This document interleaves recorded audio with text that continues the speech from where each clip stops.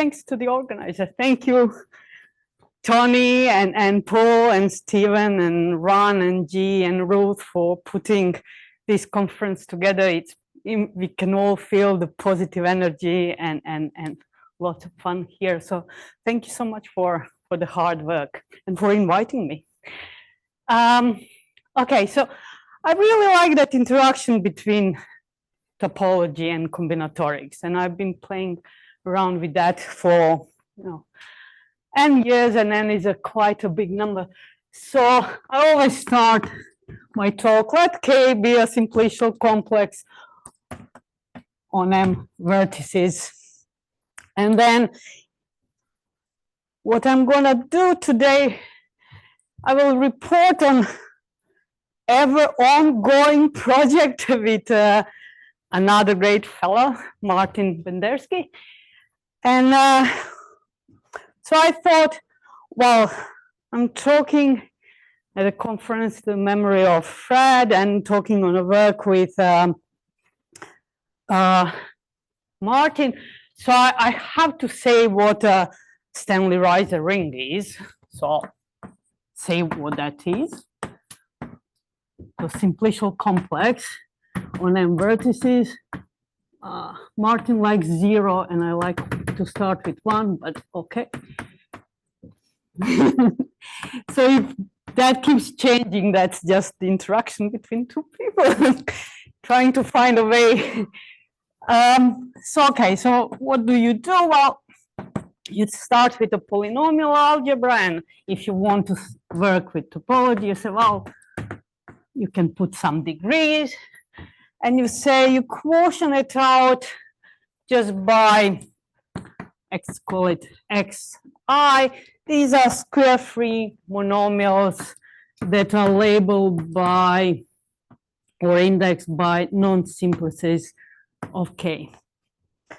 And what I like about this gadget is that, it's a simple polynomial algebra. Algebra tend not even to grade it, but it sees so much of combinatorial properties of that simplicial complex.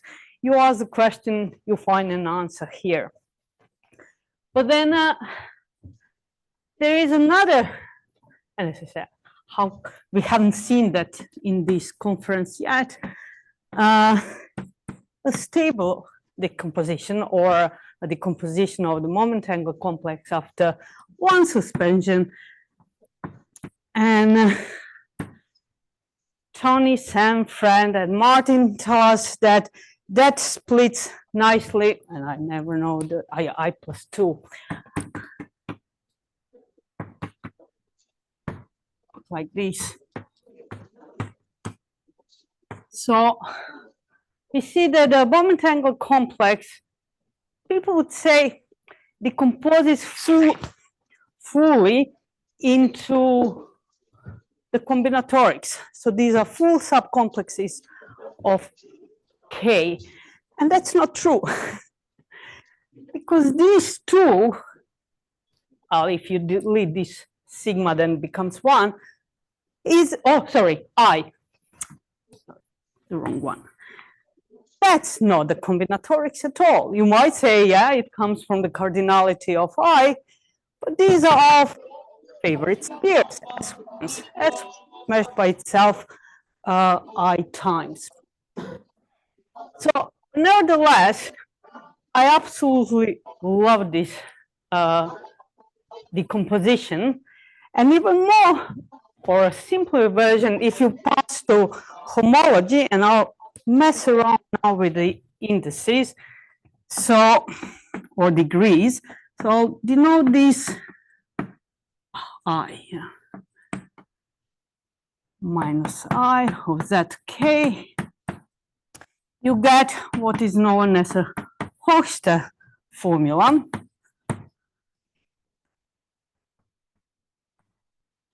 And why I went into trouble of writing all these degrees is that we know that this is isomorphic to the Tor algebra, and you can put multi-degree here, which letter I'm using, J. over the polynomial algebra of that Stanley-Risen ring. Oops.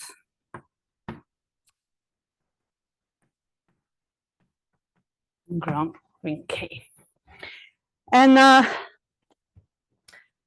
so Hochstadt told us that on the level of modules, if you want, this is isomorphism. But then tying it nicely to this unstable decomposition, or you can stable decomposition, you can identify this cohomology ring with this as an algebra, and that kind of indicates also the product that you can put on this module. And what is so beautiful for me is that this itself is just you can think on its own as an algebra, and you can say, so what can I put there as a product? And you say, well, that is fully the combinatorics says it fully. So what you can do, so you can look at, let me see, how do I do J? You can include this full subcomplex into the join of the two guys. Obviously, because we are joining, everything is fuller, thicker, so you can include this in. And then this inclusion induces the multiplication in cohomology. So you can have, I don't know, I here. Okay.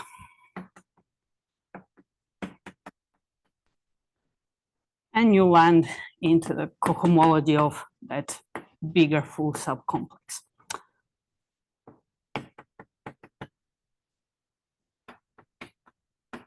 And that's known as Bascacco product.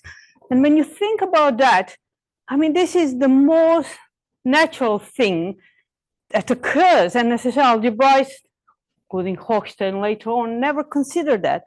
But what I like about that is the most natural thing to do, because when you think cup product comes from the, you can think of the product of spaces, but then you're saying, what is the categorical product of simplicial complexes? Well, it's a join. So the most natural combinatorial product really gives you the cup product on the level of spaces, or on this gadget. And I think that this is heavily underused object in maths, in the sense that what is crucial here is something that John Jones was mentioning in his talk. Don't look one piece at a time. Don't fix your J and take a full subcomplex. Take all these things together. And once you take it all together, then the combinatorics becomes magic. Not black magic in this case, but real magic. So that's what I like about the combinatorics. In my experience, it captures so much of topology that we can't really even perceive that we can do something with it. So it's been said so many times in this conference, yeah, if you take a square, so you can think of it as a simplicial complex. This is S naught join S naught, and we know that Zk in so many ways. You can see, well, it's S3 cross S3, but you see it directly from the combinatorics. So these four subcomplexes, 1, 3, gives you one sphere, another two disjoint points, 2 and 4, give you another sphere. The whole square is S1, gives you the top cell, the 6-dimensional cell. But it's not just that.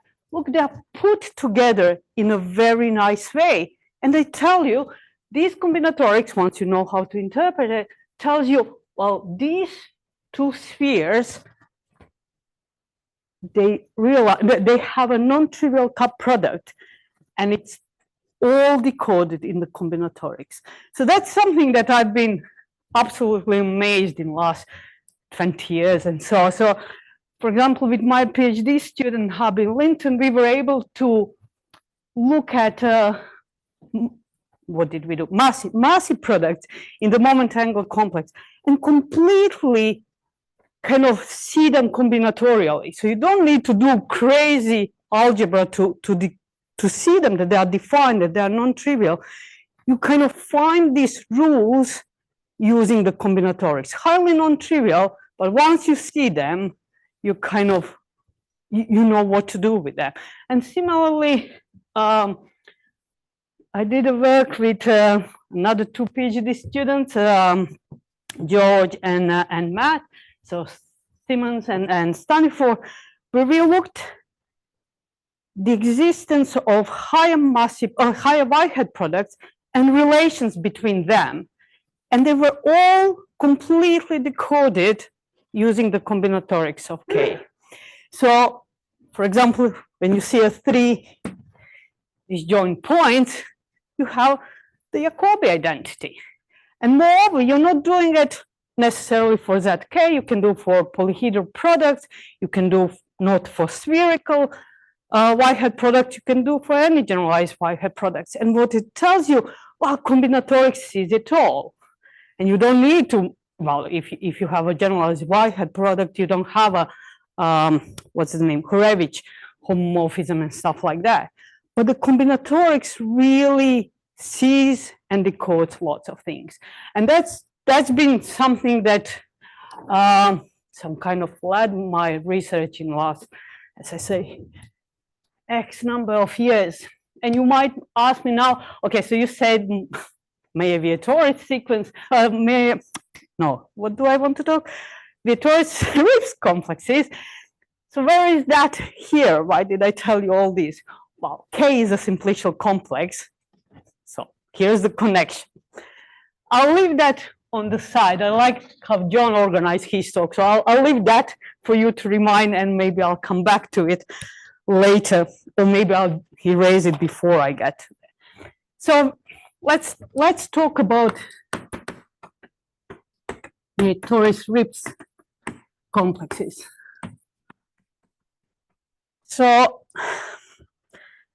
nowadays, okay, let me tell you first what it is. So, okay, VR for Vietoris-Rips, then you throw in a metric space X and some scale parameter R that is a non-negative number. And you say, well, what are the simplices here? These are some finite subsets of points in X such that the diameter of sigma is less than or equal to R. Simple. And nowadays, most people, when they hear Vietoris-Rips complexes, think about TDA, topological data analysis. And I don't want to do that. I really want to recall for you why they're called Vietoris and Rips, and the really complexes that are of genuine interest for pure mathematicians, let's say it that way. So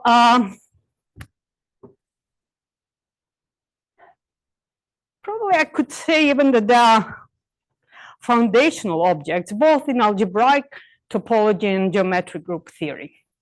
So Vietoris, yeah, I found out Vietoris is the longest living Austrian ever. So lived for 110 years and 309, 110, I don't know. On Wikipedia, it says 110 years and 309 days. So, so he had a time to figure out why these complexes are good. So that's my, my justification that they are of interest. Anyhow, so what was, if you read the history of the development of algebraic topology, so he was really an interesting guy, and his central insight was that you can see this global topological information by or properties by you can decode them by a discrete combinatorial data. That was his real insight that lots of algebraic topology nowadays is built on. So in 1927, he developed this what we call now Vietoris complexes or Vietoris-Rips Layton complexes. So it's a simplicial construction based really on these open covers, and he did that in a successful attempt to define homology for non-simplicial spaces. So namely in his case first for compact metric spaces, and he foreshadowed this development of Czech homology and Alexander Spania cohomology. And then a few years, or decades rather later, in 1980s, Rips came up with another simplicial construction, namely Rips complexes, that was again based on a metric space, trying to understand geometric group theory, namely studying he was essentially how to say, probing the large-scale geometry of finitely generated groups.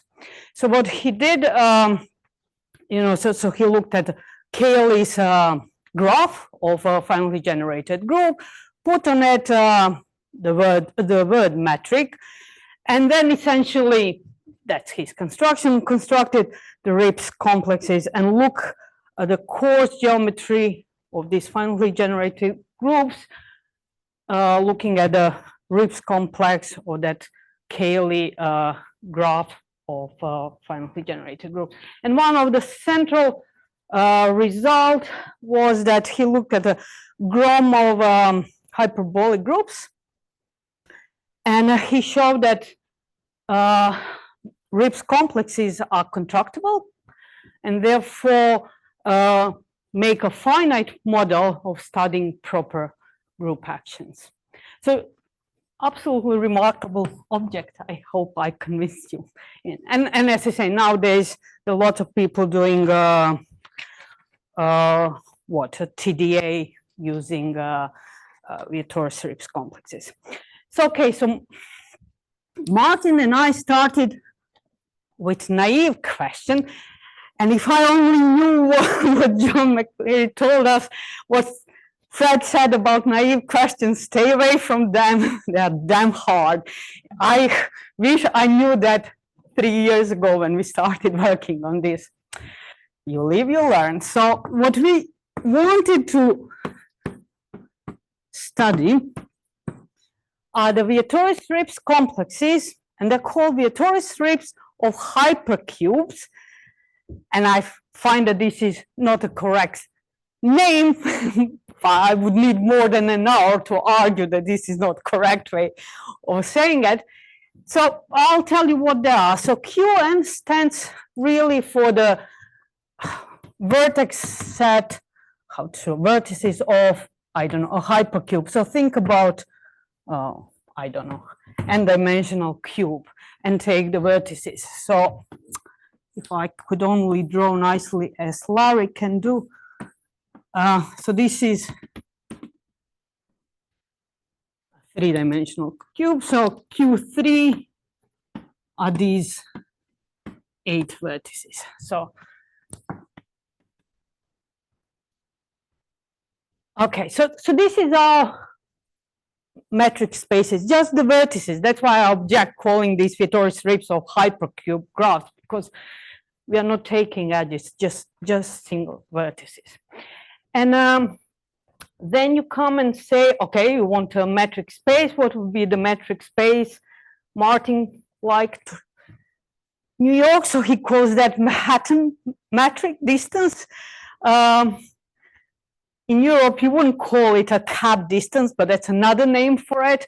Or you can call it the shortest distance between the vertices. And there are really many different ways of interpret, if you want, this vertex set. But one way you can think of, you can simply look this cube inside Rn and take its coordinates. So to each vertex you in Qn you what's this? You associate a binary string of length n, and then if I just knew what do I have here? 1, 1, 0, 0, and I mean, you know what you have to put here, yeah? So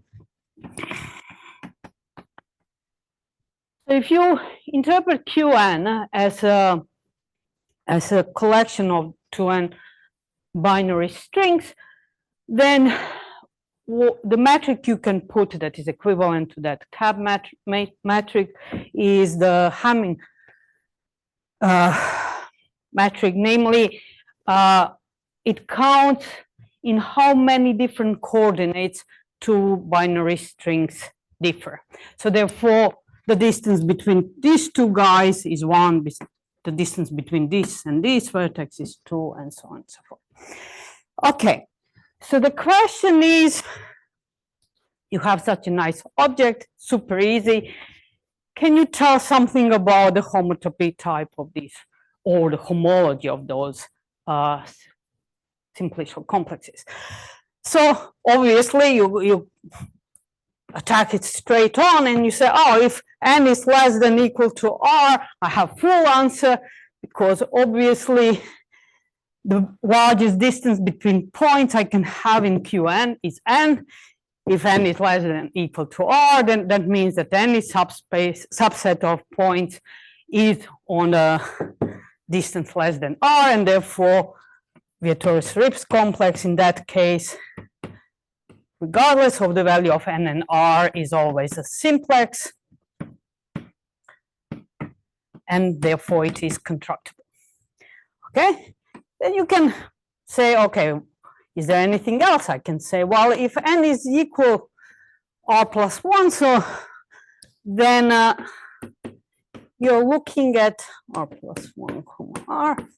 So you're saying, okay, so which are there points that are on distance larger than r? And you say, well, obviously the antipodal points are on distance r plus 1, so there is no edge between them. So you can easily see that this is a sphere,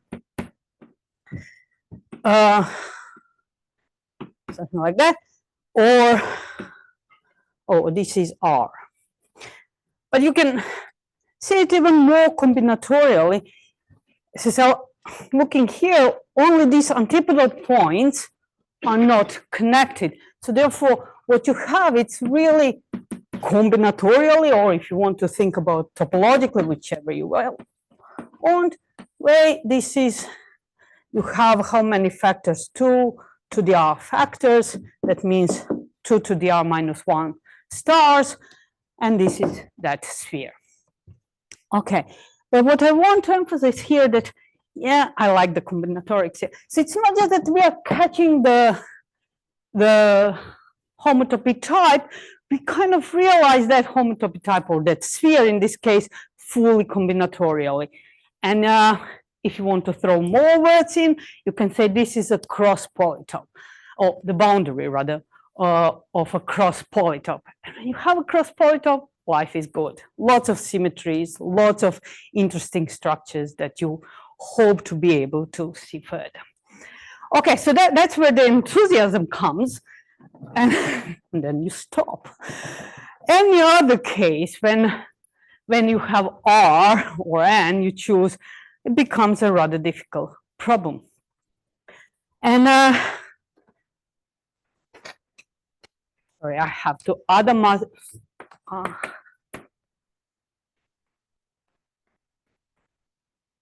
Adams.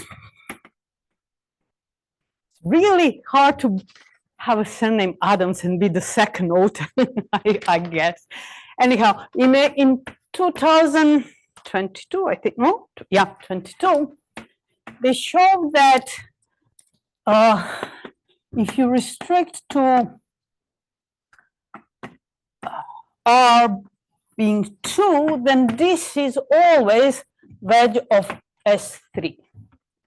And there is exactly the number of S3s, and that one depends on n. But look what happens, no matter what n is, the homotopy top doesn't grow, it's always S3. Becomes a huge complex, but up to homotopy is just S3. And then Shukla, in incredibly difficult work, fully combinatorial work, show that if you go one step up in direction of R,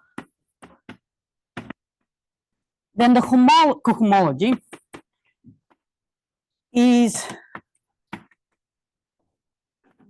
concentrated in degrees of 4 and 7 and 0 otherwise. Okay. And that again become even more kind of difficult to see. And this is in combinatorics, there is a notion of collapsibility, and that is then related to Hell's theorem and all these topological coloring theorems and stuff like that. And the collapsibility really, if you think about this complex, what you do, you have these flaring free simplices, and you say, oh, I can bring them down, I can collapse them. Essentially, not essentially, this is true when a simplicial complex is decollapsible, that means that it's homotopy equivalent to a complex of dimension at most d. And there is, it's some kind of reminiscence of kind of Morse theory. You're really taking the chains down, and you're having certain free simplices, and you bring things down. So obviously these guys are all, actually there are 8 collapsible. Okay, so then Feng in the same year, these are published works, this is on arXiv, show that really these guys are up to homotopy wedges of S4s and S7. And again, let's put alpha and beta in. So the number of spheres really depends on n.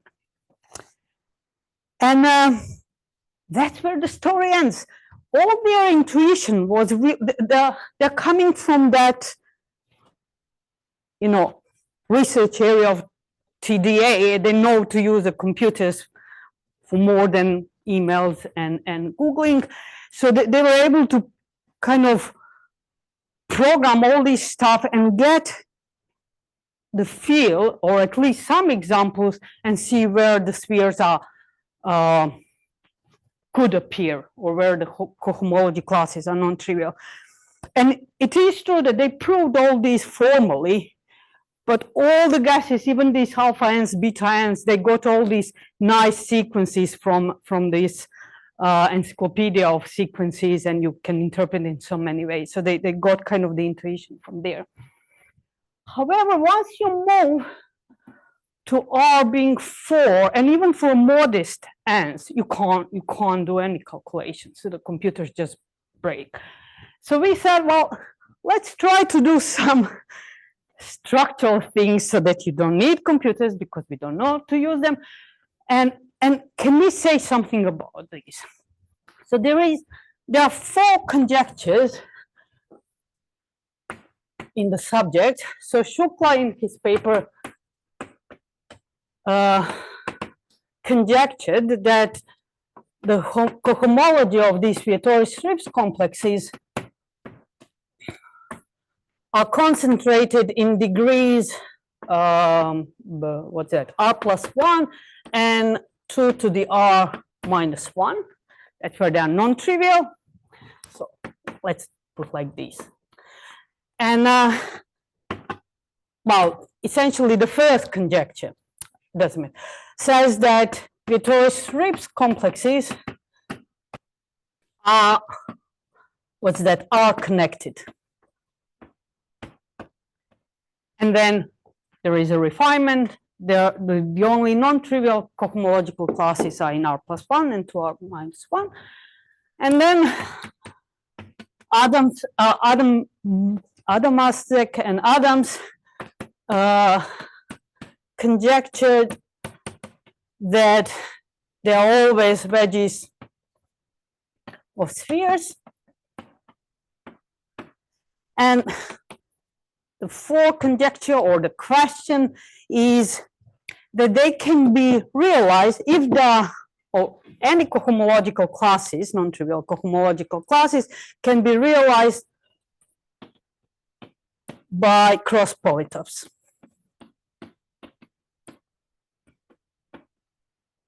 So the boundaries of cross polytops, yeah. Okay. So, okay. So what we really did, we started completely fresh and said, well, we need a new approach, something that people were not using before to try to attack this. So what I want to tell you today is about connectivity of these complexes, and then will be completely, well, let's say that this conjecture is not true. It's far away from these complexes being are connected. And then we studied co-connectivity, or if you want, homological dimension of these things. And in the end, we kind of addressed, we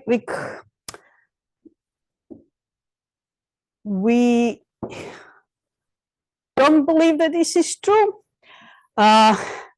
We believe that this is true, so we have stronger theorems that we have some theorems that will kind of strengthen this as a conjecture. And although Henry and Michael were saying that this is not true, and the conjecture that it is, all the examples that they stated that then these spheres are not, or classes are not cross polytops, we actually found representatives that are cross polytops. So these still are alive as conjectures. So what did we do? We decided to study, to use graph theory. So first of all, it's easy to see that Vietoris-Rips complexes are flat complexes, namely that their minimal missing faces are just one-dimensional, because if any 2 points are,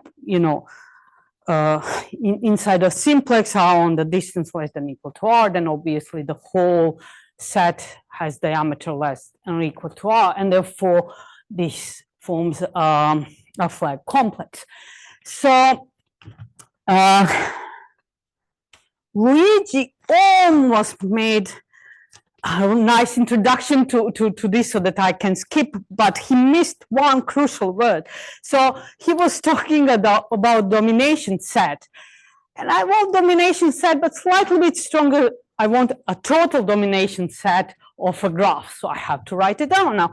So you start with a graph, obviously it has edges, vertices, and edges. And then you say a total domination set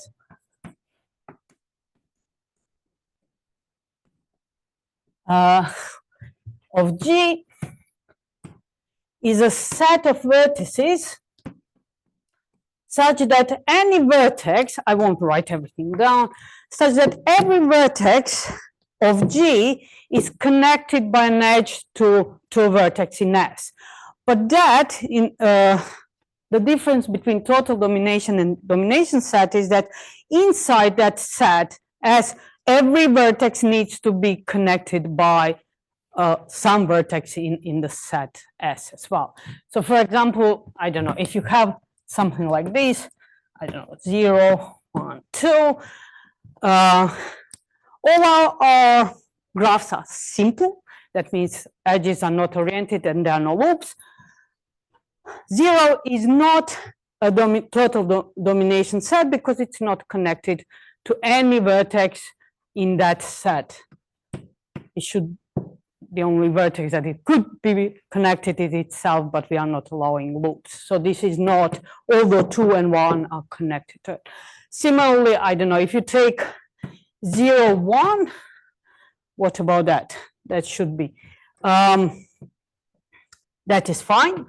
If you take 1 and 2, then every vertex, 0 is connected to one of them, actually to both of them, but 1 is not connected to any vertex in 2. So that's not a total domination set. So slight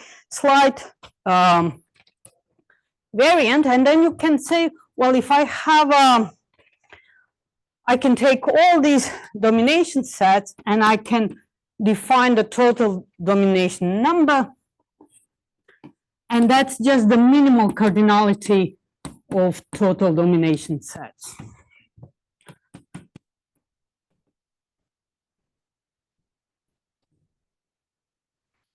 Even your SDT, I see something familiar. That's okay. Sorry. So good. So there is a very nice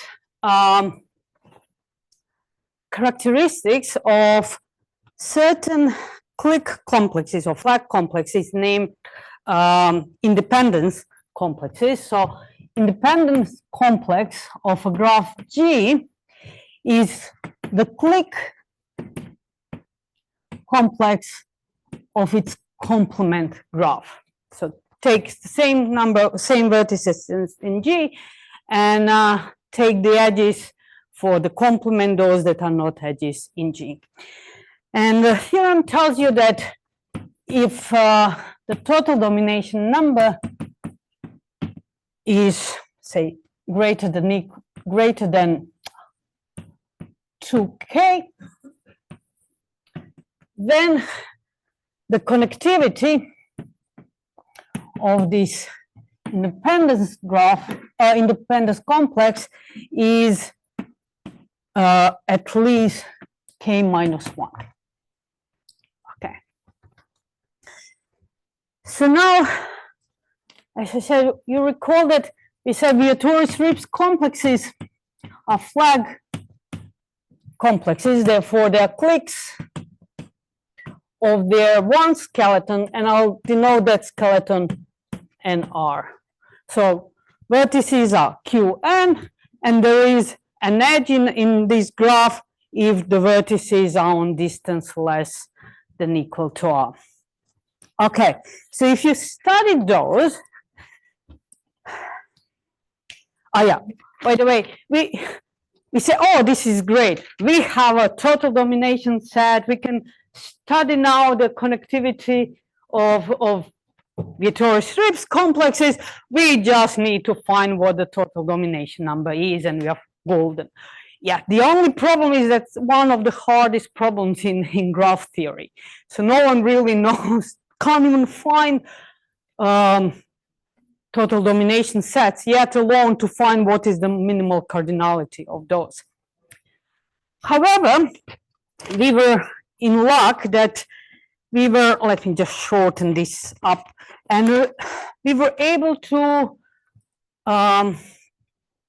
look at a rather rough estimate of the total domination number by saying, well, it's always bigger than the order of the graph, namely the number of vertices, divided by delta of G. So what's that? That is, so each vertex of a graph has an order. That's the number of edges that meet at that vertex.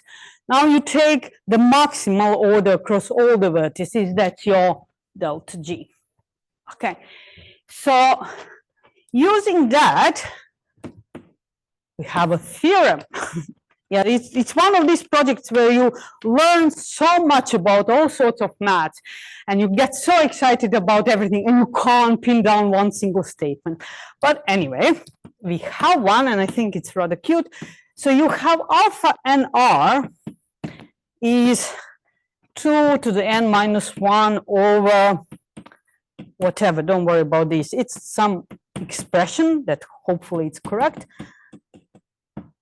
And then we have that the connectivity of Vietoris-Rips complexes Q and R is at least K minus 1, where K is really just to take essentially the integer value of that. So it's alpha and R if alpha is not an integer, or otherwise you take alpha and R minus 1. So there is some number, but what I want to illustrate to you just quickly is how crazy this is. And this is just an estimate. As I said, what this alpha comes out as, it's the estimate of this of that domination number, total domination number, and then kind of calling upon this theorem, we get our result. But look what happens, and it's not a perfect estimate, but good enough to convince you that this, you shouldn't work on this problem. After so many years of trying it. So, okay. So this is the lower bound for connectivity. So you have 8, 6. Let me just do quickly. 7, 24, 18, 15, 7, 6, 1, 18, 16, 6, 8, 9, 7, 3, 8, 7, 16, 20. Let's leave it like this for now. So you can see Shukla's conjecture says that these columns should repeat for the connectivity. So you should go 5, 6, 7, 15, 16, 16, while kind of, and this is the lower bound for the connectivity. So connectivity is definitely higher than this. So obviously something is going on really strangely here. And if you get a bit more of these calculations, you could see that all of these are bounds of the connectivity. They don't grow in any way linearly, either on R or N. So you see, like, you go up, then from 6,000 you drop to 387, and that continues kind of behaving in all this very messy way. But what we found out, and I won't be talking about that, is that when you are looking at a constant difference, namely, which one is bigger, R, if you take R minus N, is a convenient number, you fix your difference, then the connectivity grows linearly. So up to now, not clear why and what's going on. But as I said, like you see here, for example, I took two difference, and off you go. Then this really grows. And that also indicates, I won't have time to talk about this, that this won't be really true in general. There is absolutely no reason to expect that that homology is just centered or concentrated in 2 degrees. It will have all sorts of degrees, and these new spheres, the bottom spheres, are, if you want, appear with the first kind of case when you have a new difference. So, for example, here when we had these 2 to the R minus 1, we were really pulling from that R plus 1 comma R, so the difference was just 1. And then when you go like here, you're really looking at, what's this, 5, 3 case, that's when 4 appears. So with each increase of these guys, you can catch the new spheres. Of course, I didn't get even to the half of my talk. So this is a combinatorial part that we use, and as I say, what is really nice again, we are able to realize certain spheres, and when you realize them as a cross polytopes, boundary of cross polytopes, what is fantastic is that if you take the vertices of that cross polytope, you're getting the domination set, the total domination set. So it's something that is that what I really like, that interplay between the combinatorics and the homotopy theory. So you're getting your sphere, and then you're getting, it's a homotopy type. Why on earth would that see the domination set? I mean, but as I say, like whenever we realize it as a combinatorially, that sphere as a cross polytope, you're getting the total domination set. And I'll just take 1 minute to say what I wanted to talk about, and that's co-connectivity, namely homological dimension of these Vietoris-Rips complexes. Adamasek and Adams and Martin and I managed to construct lots of these classes in dimension 2r-1, regardless of n. And what we did do, we introduced this into the subject, namely, what is, I say, why would I say something like that? If you want to study anything about simplicial complex, look here, your J can be the whole M. And if you have the J is the whole M, what you get here, the summand you get here is whole K. It's a K reduced to its vertices, so it's K itself. So this store sees the cohomology of K as its summand. But in a very nice way, in a sense, if you define the support in this store, then you can simply take those elements or the subalgebra that is generated by elements that has the support the whole set of generators, so x0 and x to xm-1.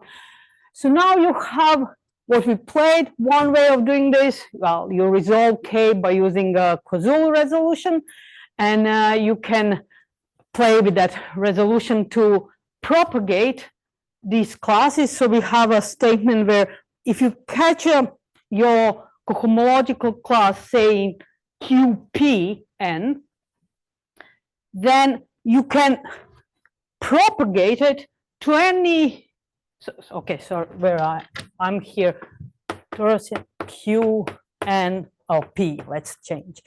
R, I take some class that is non-trivial, I can propagate it to any Vietoris-Rips Qn, n is greater than P, and still show that is non-trivial class in that new complex. So that's something that is hard. And we can use this using Gauss vertices and everything people are used in toric topology to prove that statement. If you resolve this using the Taylor resolution, then you have all this algebraic machinery, Taylor resolution, Ljubeznik resolution, that is sub-resolution. You play with it, you get simplicial complexes, and that gave us, of course, I didn't write the theorem, that gave us the first estimate of the cohomological dimension for any n and r. It's quite far away from this is the highest class we know about. It's quite far away from that. We don't have any guess whether that's really the highest always or not. But you get this nice, what Martin likes as well, we get this where you are 2 million closer to the number that you're looking for, so you feel really good, especially when you're used to work with 1, 2, and 3, and then you say, well, I'm 2 million steps closer to the bound than what people knew before. So thank you very much. I'll stop here.